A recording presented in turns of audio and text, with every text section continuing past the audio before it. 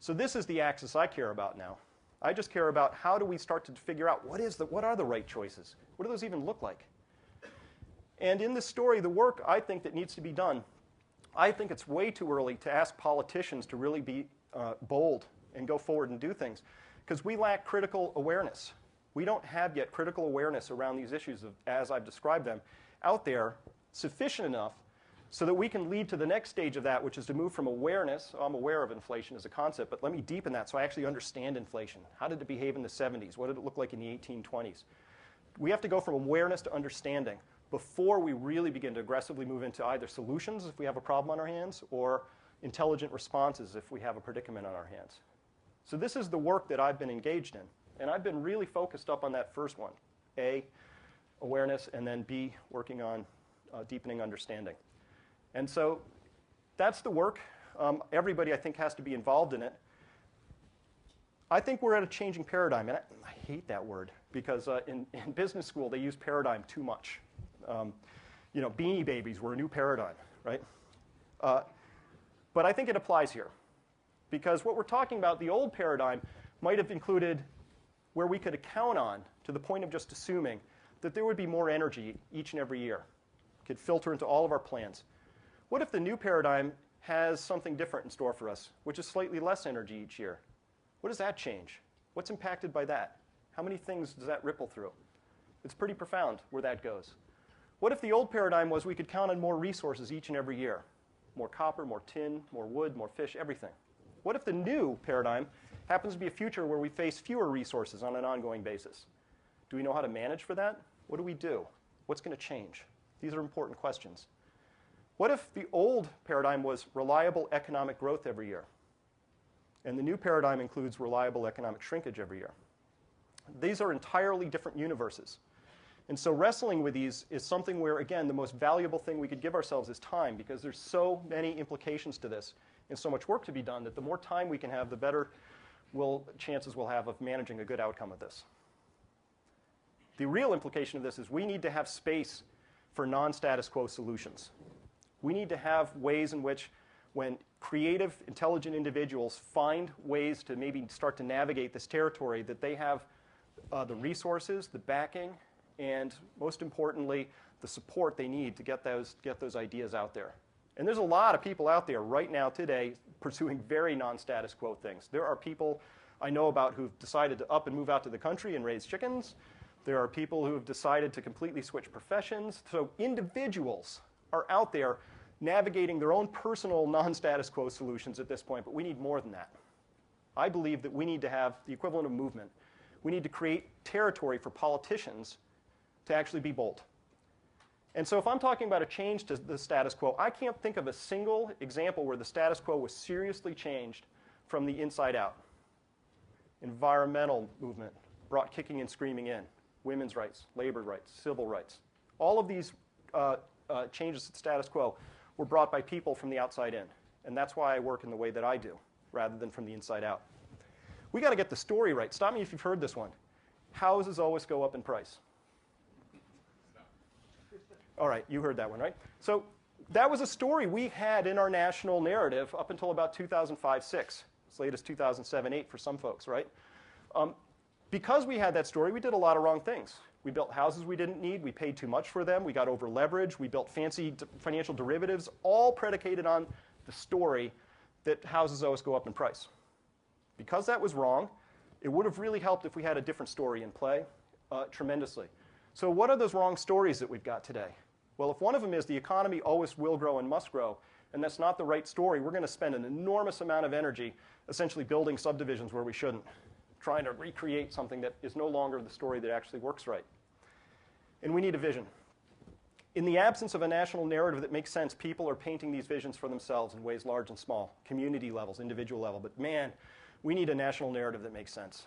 Absolutely. Particularly an energy policy that really fits what we know to be true at this point in time. That's something I'm desperate for. And you know, without that vision, it's going to be really difficult for politicians to ask more of us. So I think about 1940, in the 40s, in World War II in this country, people gave up a lot. Bought war bonds, brought all of their recyclables down so that those could be pitched into the war effort for materials, you know, rubber, tin, everything they could. And they don't talk about it at the time as sacrifice. Today it would be a horrible sacrifice, right? If you were just asked to do that, because they had a vision of why they were doing that. With a compelling vision, people will do all kinds of things and not call it a sacrifice. So I'm not asking for sacrifice, and I'm not asking for scarcity. I'm thinking that what we need to do is we need to have a vision that makes sense, and I trust that people will do the right things with that information. And here's the good news. Before I came in contact with this information, I lived in a 5-bathroom house on the coast of Connecticut, a mile from my boat, twin engines, Grady White Gulfstream 232. Loved that boat. And now I live in a house less than half that size, and I've got a kayak with a double paddle. My standard of living got whacked. My quality of life is a lot higher than it's ever been. You can jump off of this treadmill and not die. That was something I learned, right? So that was me, though, in my family, with a lot of support from my wife and my children, painting our own narrative that made sense to us. But we need more than that. We need a national narrative that makes sense. So I want to thank you for your time and attention. It's been my pleasure to be here, and we'll entertain questions at this point.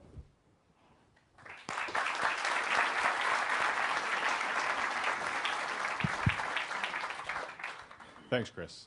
That was just great. Hey, is Steve Schultz here? Yeah. Great.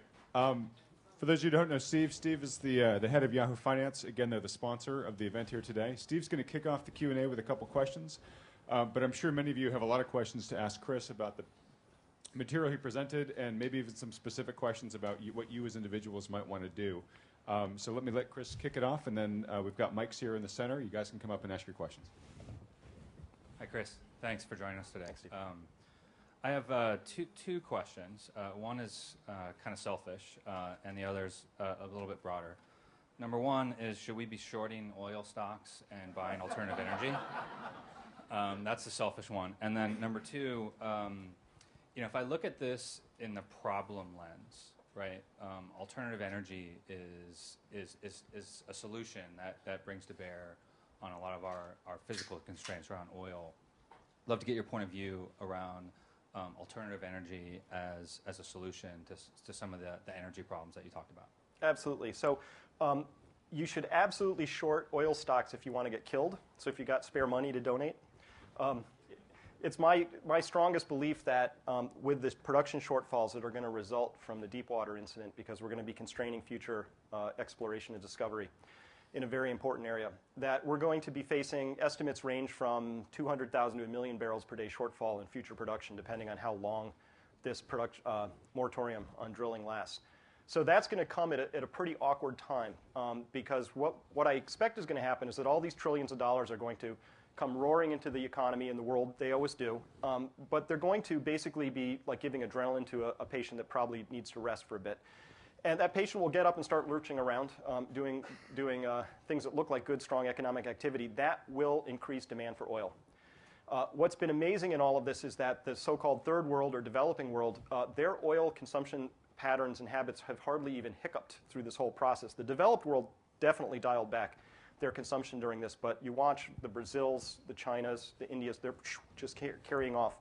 So what's going to happen if the developed world gets back to business is that we're going to really need that oil, and this production shortfall could come at an awkward time. So it would not surprise me at all to see much higher oil prices in the future as a consequence of that. So that's pretty treacherous territory right there to get involved in. And the second part, what was the second part? Your point of view on alternative energy. Yeah, so my belief is that, that our economy and our way of life has enormous inertia. I see this as being, I don't see us as a sprint that this all potentially falls apart next Tuesday at 7:48. I see this as lasting for decades. Alternative energy is going to play an absolutely vital, critical, and growing role as we go through this transition period. The thing I am not at all comfortable with is the idea sometimes professed that if we just transition to alternatives, we'll just continue seamlessly on our same path, that what we'll do is we'll just have this handoff between oil and green technology. When we look at the total number of BTUs, teraquads of BTUs, or however we want to measure this, watts, joules, gallons, doesn't matter, it's a really tall order to expect all of the oil we use to be replaced by green technology through any combination of growth in that green technology area we care to think about. So my implication from that is that yes, we will use a lot of technology we get in the future, but we will not be using it in the same ways. Meaning, we will probably not be using it to figure out how we can live 90 miles from where we work. We will probably not be using it in many of the same ways to have vacations as far away or other things. We're going to find there's a higher cost to this, and we'll just have to refashion our lives around a slightly different energy reality.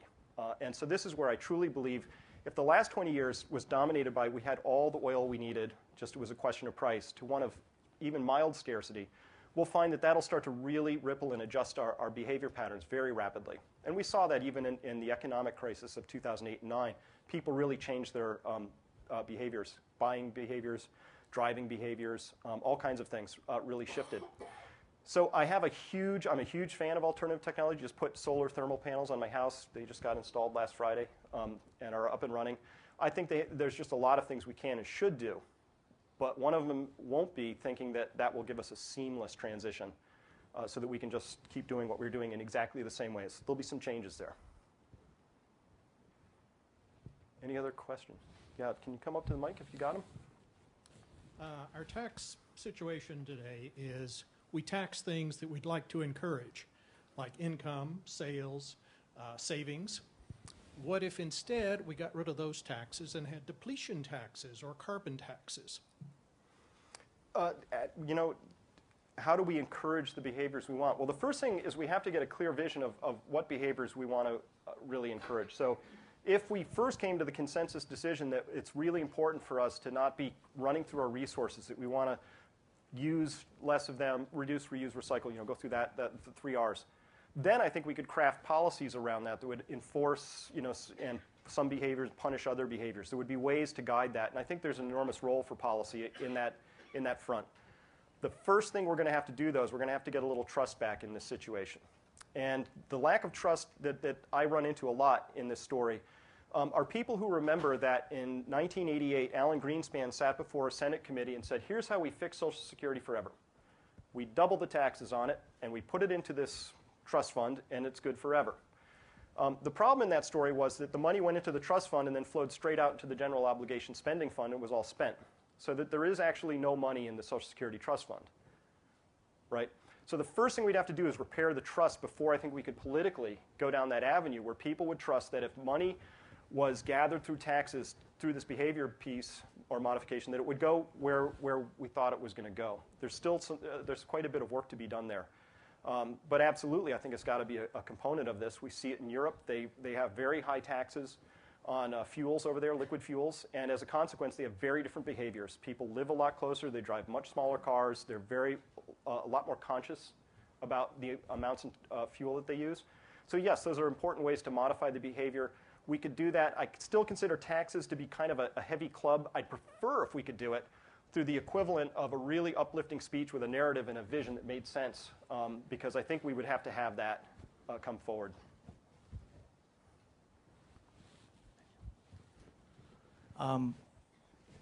If you had to pick one central bank around the world, anywhere, which had a reasonable monetary policy throughout, before the financial crisis and during the financial crisis, which central bank would you think did a good job? New Zealand. New Zealand was never confused about the fact that house price inflation was actually a form of inflation.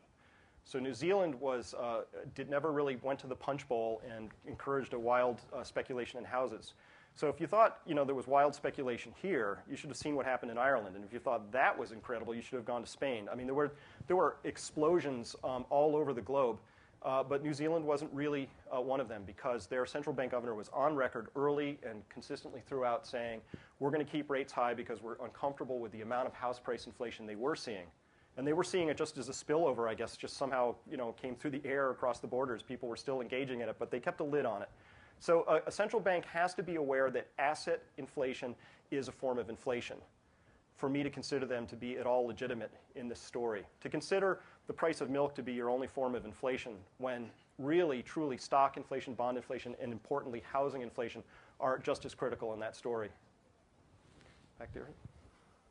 Back in the early 70s, the Club of Rome published a report called Limits to Growth, and they touched on a lot of themes that you're also bringing up right now. Some of their predictions didn't pan out. Were they just ahead of their time, or what did they get wrong? Well, I actually think there's a bit of a myth that they got it wrong. They didn't actually put a lot of very hard time frames on it that have yet passed. They said that by 2078, that was the hard stop in their model as they configured it. But they clearly said, we might have new information would come along, and they were scientists. They said, here are input variables. We've modeled them out like this. Here are our assumptions, but these could change as we go forward. I actually know Dennis Meadows, and he's pretty clear about the work that they did. So I think that rather than saying, look, we had these modelers in the 70s using whatever they were using for computers back then, right? Probably had punch cards or something. And saying, gosh, they kind of got it wrong, therefore we're going to invalidate their story. It's really the thrust of their story rather than the actual predictions, I think, that was the important part of their work. So I think that directionally they were absolutely correct. But let's be clear about something. Predictions are difficult, especially about the future. That's Yogi Berra, not me. But he was right. And so I think that the Club of Rome work is actually directionally correct, and I think they got most of the key variables right in terms of resources, population, energy, and pollution. Those were their 4 prime ones. And so I think that they were right. I would love to see that revisited with better modeling, with better other pieces. Maybe we could get a view of where this goes, but the story always ends the same way. Eventually you run out of critical resources, and you can't sustain the type of population, the economy, the society that you've become accustomed to unless you figure out how to stop that process. So hope that answered. So when you're talking about the economy and energy relationship, you didn't talk about the energy efficiency of the economy. So how do you think that role plays in it in terms of where we are today and where we, I guess, could be? Right, so the energy efficiency of the economy, you might measure that in how many gallons of oil did we burn in, say, 2009, and how much GDP did we have. The problem with that story is that the measurement of how much energy we used is actually hard. It's a really good number. GDP is a fuzzy number, meaning that we don't measure it the same way we used to over time. There's a very strong political pressure to create a better-looking GDP than might otherwise exist. And without going into all the complexity behind it, we cannot compare apples to oranges in that story. We cannot say a GDP in 1940 is the same as in 1970, and certainly not the same as today. There are so many permutations in that. So let me give you an example. In 1980, we didn't have something called an imputation adjustment. What's an imputation adjustment? Well, this is this thing where government statisticians were looking into the GDP and said, we're trying to measure economic value, and we noticed that, here's a real example, people get these things called checking accounts, and it has real value because they get to write checks, but they don't get charged for it. So what if we put a value on that? What's the value of free checking that people get from their banks? That's $300 billion, we've decided. So that's part of our economy. So when we say we have a $14 trillion economy, be aware that $300 billion of that happens to be an imputation adjustment for the value of free checking. There are a number of other stories that I could go through. It sums up to the fact that 30 to 35% of our GDP expression that we tell ourselves is not cash-based. It's adjusted statistically either through hedonics, imputations, or otherwise sort of conjured. So that's a really hard story for me to when we say our economy is much more energy efficient than it used to, part one is I don't know what I'm measuring it against. And part two is that we have a financial economy now more than an industrial economy.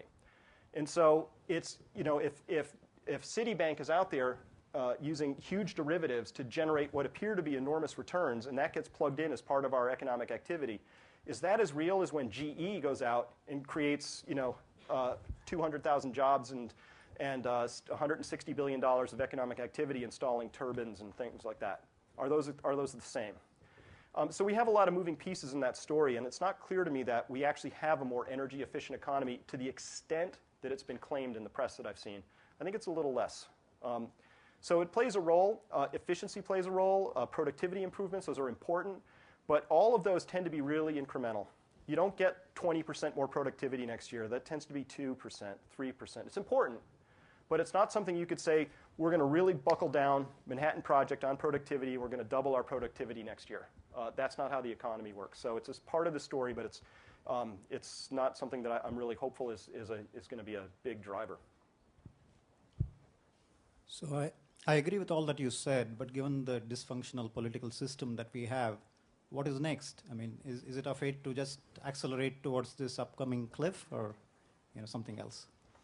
The reason I'm here is because I don't think it's our fate. If I held that view, I wouldn't be here. I actually believe that we can do something.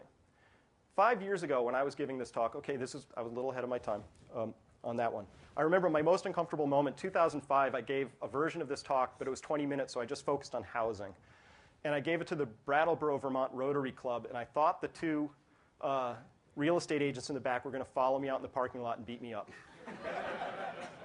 They were all frowny faces. They were very unhappy with me because they didn't like the story.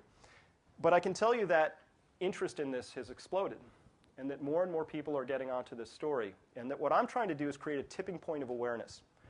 And I don't think we need to hit 98% of the people or even 51. I think we got to get to the right 8 to 10% of the people. And we can create a tipping point of awareness, and I think things can change remarkably quickly if we need to. So if our country could get on the equivalent of war footing around this issue, it'd be amazing what we could mobilize. We have immense talent, immense resources. There's a lot that can be done, but we have to fundamentally get that narrative right. So the question, as I hear it, you're asking me, can we change the narrative in time in order to get to this better future? And I'm telling you, I think we can, but not without a lot of help. Hi. I think it's easy to relay this message in developed nations, but how do you convey similar message in developing nations? Like, what's their incentive to contain their own growth? Well, there's two ways I might think about that. The first is it's sort of a question of preserving what we've got. I think developed nations have a lot of interest in making sure that they don't lose what they have. So part of the story might just be to say, listen, how is it that we can be sure that the future and the comforts and the things that we enjoy today, how can we make sure that those continue? And there's a story we need to think about in that. I mean, you look at that orange wedge for the United States in terms of oil importation. If there was some sort of a war that broke out and oil imports shut down, a portion of that wedge comes overland from pipelines from Canada and Mexico, but a lot of that comes by tanker ships. So the United States would suddenly very rapidly have to figure out how to modify its behavior.